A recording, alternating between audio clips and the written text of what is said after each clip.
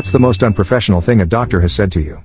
1. I was at the gynecologist's office for a procedure. I was lying on my back on the exam table with my feet in the stirrups waiting for the doctor to arrive. Upon his arrival, he sat down on the stool at my feet and said, "Well, it looks like this one has been used a few times." For a moment I was horrified, but the doctor quickly explained a wheel came loose on the stool and he nearly tipped over. He apologized profusely and we ended up with a good laugh and funny story to tell.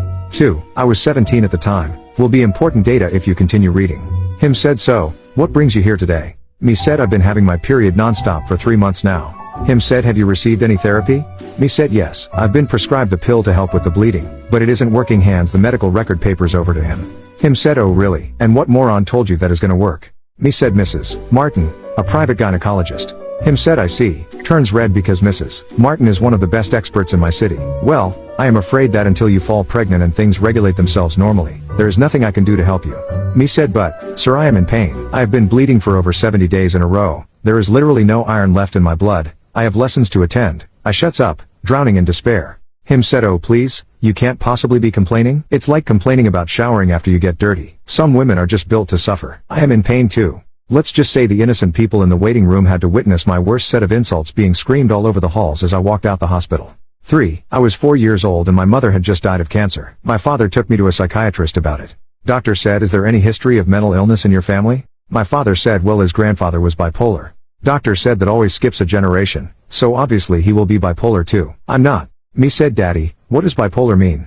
My father said, hesitates, "It means you're really happy some of the time and really sad other times." Me said, "I want that." My father said, "Why?" Me said, "Because then I'd be happy some of the time." Probably the most depressing sounding thing I've ever said, but I'm not sure I meant it the way it sounds. I don't remember, so I can't be sure, but I like to believe it was just that the idea of guaranteed happiness really appealed to me. 4. I was pregnant with twin girls. At about 22 weeks, the ultrasound showed that one baby had died. Devastating of course. But, the doctor seemed to think I could continue on with my pregnancy. But shortly thereafter, I had a little bleeding and called my doctor. I got the on-call doctor. After I explained, she said, "Didn't they tell you?" I said, "Tell me what?" And she said, "When one twin dies, usually the other one does too." She suggested I didn't need to come in. Thank goodness I did. My other daughter was born at 23 weeks, 1 pound 4 ounces. She is now a beautiful 16-year-old. 5. I was raped. When I was 15, I came home one night. My arms were black as night from bruises. My lip was split. My fingernails were broken. My hair was brittle and knotted. My mom took me to the doctor's where they would offer a rape kit. I laid on the doctor's bed,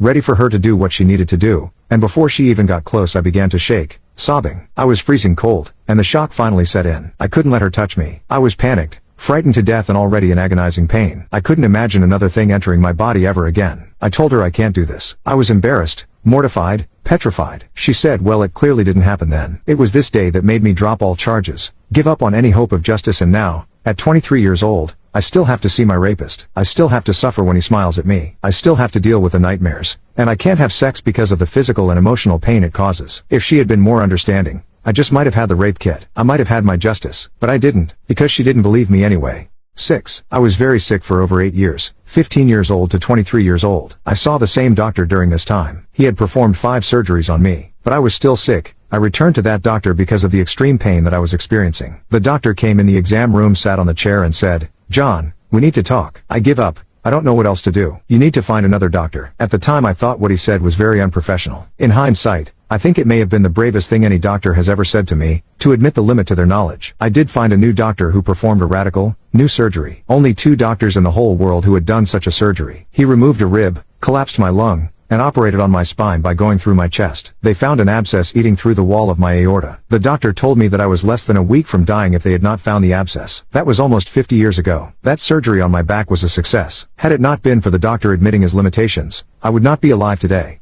7. Oops, the leg just came off. It was the birth of my first son. He had been wrapped in his umbilical cord during most of the labor, and my wife, the baby, and myself were all having a difficult time. They had heart rate monitors on the baby to make sure his heart rate wasn't getting too low, and his oxygen wasn't being cut off. They rolled my wife into the ER to give it one last chance to get the baby out the normal way, otherwise she was going to go into the operating room for a C-section. I'm at my wife's head, consoling her as best I can. The DRS and nurses were down at the business end, with vacuums, forceps, all kinds of baby removal tools. I'm praying and hoping we all survive this ordeal, and the baby is okay. All of a sudden, I hear our doctor say, "Oops, the leg just came off." My mind and vision swam. They are pulling my baby out in pieces, My life flashed before my eyes and how it would change with a handicapped baby. It was only 2 seconds but felt like a lifetime of emotion. The next thing I see is the nurses putting my wife's leg back into the stirrup. The leg came off. Her leg, thank God, not the baby's. I recover somewhat and continue to console. I'm happy to report our baby was born happy and healthy, and he is now graduating a soccer star from high school and getting ready for college.